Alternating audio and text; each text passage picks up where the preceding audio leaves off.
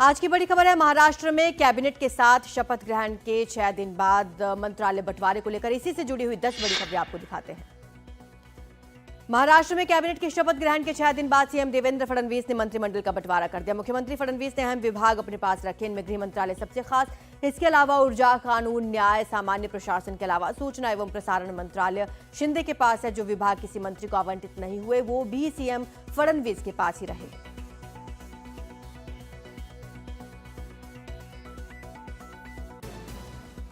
महाराष्ट्र में विभागों का बंटवारा मुख्यमंत्री की कुर्सी छोड़कर डिप्टी सीएम बने एकनाथ शिंदे के लिए झटके के तौर पर देखा जा रहा है। गृह मंत्रालय मांग रहे थे लेकिन फडणवीस राजी नहीं हुए। डिप्टी सीएम एकनाथ शिंदे को शहरी विकास, आवास, सार्वजनिक उद्यम यानी 3 मंत्रालय दिए गए हैं। विभागों के बंटवारे से लगता है इस मामले में शिंदे की ज्यादा नहीं चली।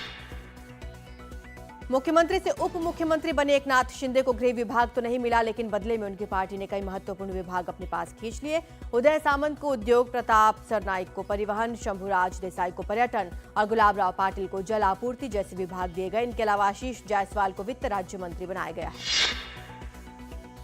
विभागों के बंटवारे में एकनाथ शिंदे के मुकाबले अजित पवार लकी रहे। वो वित्त और कृषि समेत 6 मंत्रालयों पर दावा कर रहे थे। व्यक्तिगत तौर पर उन्हें 2 मंत्रालय मिले, लेकिन इनमें फाइनेंस एंड प्लानिंग के साथ साथ स्टेट एक्साइज जैसी पावरफुल मिनिस्ट्री मिली है। विभागों के बंटवारे में अजित पवार ने जो चाहा वो पाया। उन्होंने खुद वित्त और राज्य उत्पाद शुल्क विभाग रखा। उनकी पसंद के ज्यादातर दूसरे विभाग जैसे कि सहकारिता, खाद्य, नागरिक आपूर्ति, कृषि खाद्य और औषधि प्रशासन जैसे तमाम विभाग भी उनकी पार्टी के मंत्रियों के पास रहे। महाराष्ट्र में विभागों के बंटवारे के साथ ये सवाल उठने लगा कि सीएम फडणवीस के बाद कैबिनेट में नंबर 2 का रुतबा किसके पास है। आमतौर पर मुख्यमंत्री के बाद गृह और वित्त विभाग का दर्जा आता है। गृह विभाग सीएम फडणवीस ने खुद रखा, वित्त अजित पवार को मिला है। वित्त ज्यादा पावरफुल माना जाता है, इसलिए नंबर 2 के मामले में अजित पवार का पलड़ा भारी नजर आ रहा है। मंत्रिमंडल बंटवारे में एनसीपी के हसन मुशर्रफ सबसे बड़े खिलाड़ी बनकर उभरे, जिन्हें देवेंद्र फडणवीस ने अपना चिकित्सा शिक्षा मंत्री बनाया।